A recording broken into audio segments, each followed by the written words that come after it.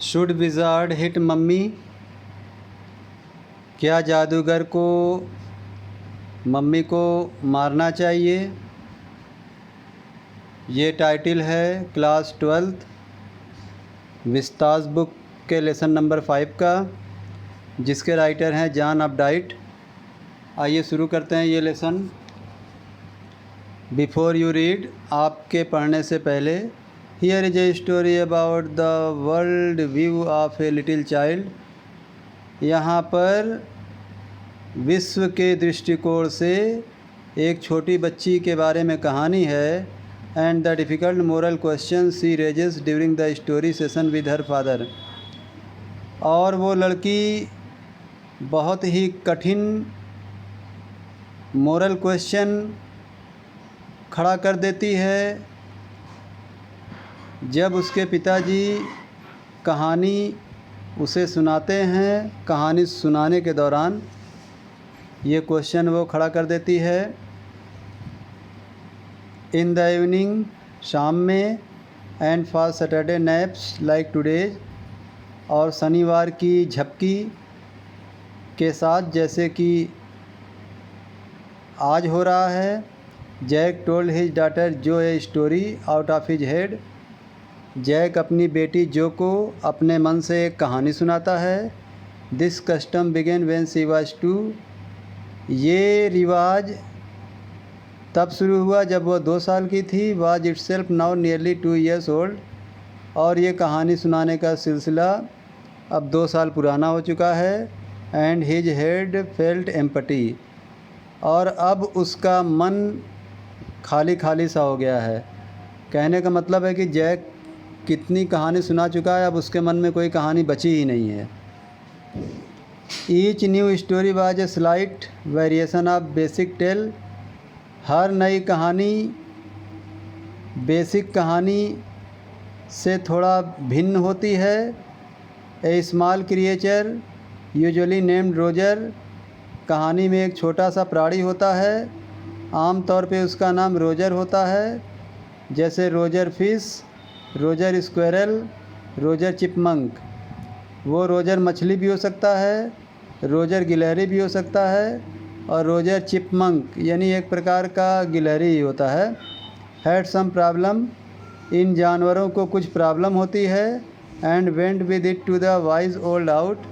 और इस प्रॉब्लम के साथ वो बुद्धिमान बूढ़े उल्लू के पास जाते हैं।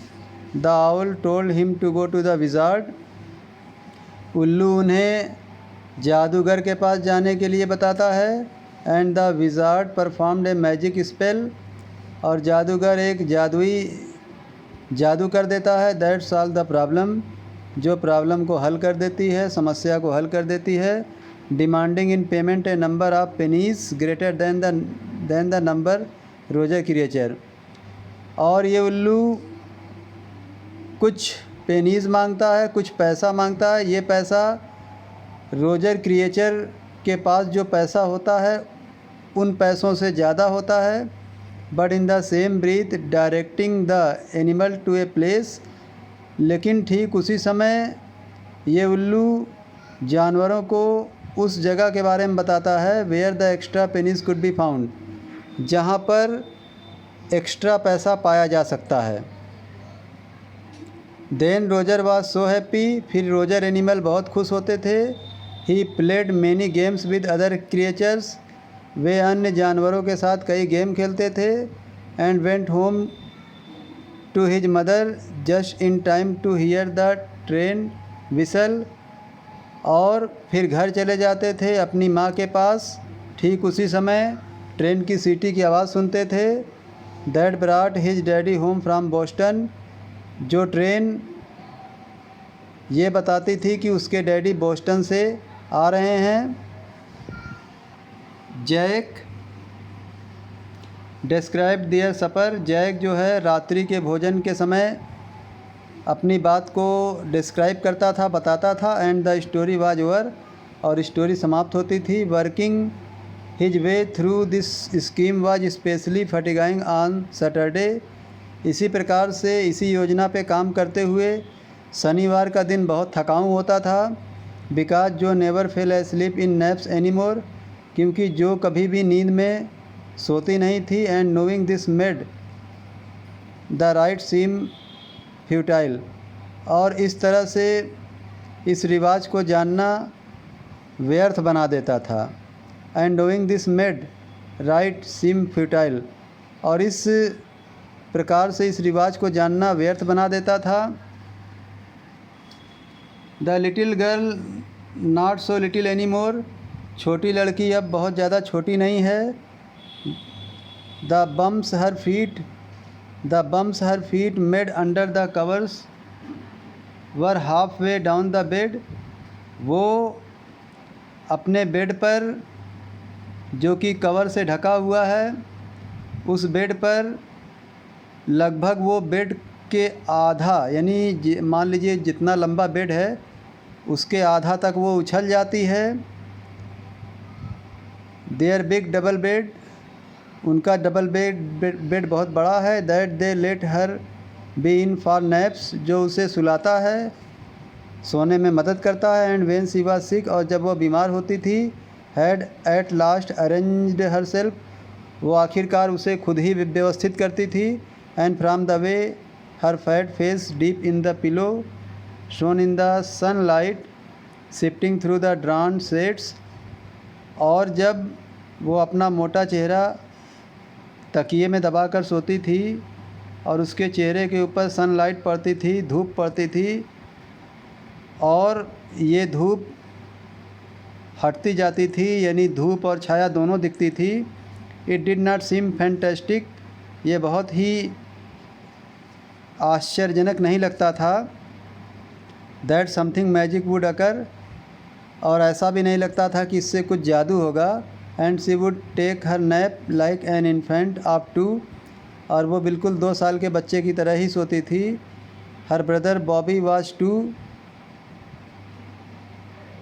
And already asleep with his bottle, और उसका भाई बॉबी जो कि 2 साल का था, वो अपनी बॉटल लेके ऑलरेडी सो चुका होता था। जैक पूछता था, who shall the story be about today, कि आज कहानी किसके बारे में होगी।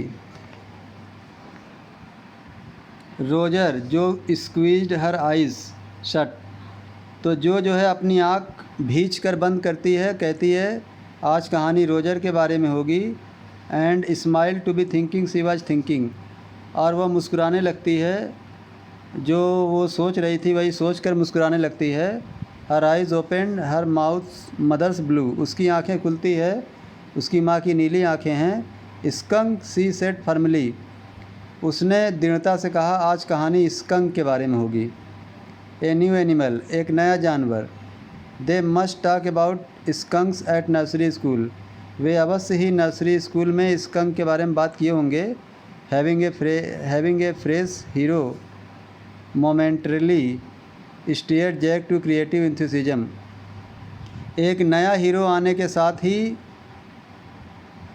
ठीक उसी पल मानो जैक के अंदर एक कलात्मक जोश आ गया। ऑल राइट ही सेड, ठीक है उसने कहा। वंस अपॉन ए टाइम, एक समय की बात है। In the deep dark woods, एक गहरे अंधेरे जंगल में। There was a tiny little creature name of Roger Skunk, एक छोटा सा बौना सा प्राणी रहता था जिसका नाम रोजर स्कंक था। And he smelled very bad, और वह बहुत बुरी दुर्गंध देता था। यस, हाँ, जो ने कहा। He smell so bad none of the other little woodland creature would play with him, वो इतना बुरा दुर्गंध देता था कि धरती के अदर प्राणी या एनिमल उसके साथ खेलते नहीं थे। जो लुकेड एट हिम सॉलेमली, जो उसकी तरफ शांति से देखती रही। She had not foreseen this, उसने ऐसी कहानी नहीं सुनी थी, न देखी थी। Whenever he would go out to play, जब भी वो कहानी सुनाने के लिए तैयार होता था। Jack continued with zest, Jack हमेशा कहानी में एक पहेली डाल देता था। Remembering certain humiliations of his own childhood, और अपने बचपन के कुछ निश्चित अपमान को याद करते हुए वो आगे कहता है। All of the other tiny animals would cry, सारे अन्य छोटे छोटे जानवर चिल्लाते थे, ooh oh here comes Roger stinky skunk, कहते थे ऊह ओह यहाँ पे रोजर बदबूदार स्कंक आ गया। And they would run away, और वो भाग जाते थे। And Roger Skunk would stand there all alone, और रोजर स्कंक वहाँ पे अकेला खड़ा रहता था। And 2 little round tears would fall from his eyes, और उसकी आँखों से 2 छोटे छोटे आंसू के गोले गिरते थे। The corner of Jo's mouth drooped down, Jo के मुंह का जो कोना था वो झुक जाता था। And her lower lip bent forward as he traced with a forefinger along the side of her nose the course of one Roger Skunk tear, और उसका ऊपर वाला होंठ झुक जाता था और उसकी एक उंगली उसके नाक के पास वैसे ही घूमती थी जैसे कि रोजर स्कंक के आंसू घूमते हुए गिरे थे। Want he see the owl, तो फिर जो है जो कहती थी जैक से, यानी अपने पिता से, क्या रोजर स्कंक उल्लू के पास नहीं जाएगा? She asked in a high and faintly rubbed voice, वो एक तेज मंद और तीखी आवाज़ में कहती है। Sitting on the bed beside her, ठीक अपनी बेटी के बगल में बैठते हुए Jack felt the covers tug as her leg switched tensely, Jack ने जो है बेड का कवर में खिंचाव महसूस किया। Jack felt the cover tug as her legs switched, तो जैक ने बेड का जो कवर था उसमें खिंचाव महसूस किया। एज हर लेग्स ट्विच्ड टेंसली, क्योंकि चिंतापूर्वक उसका पैर खिंचा रहा था, यानी उसकी बेटी के पैर में खिंचाव हो रहा था। He was please with this moment, वह इस पल खुश था, यानी कि जैक इस पल खुश था। तो ये जो है आपका पहला पार्ट हो गया। Thank you.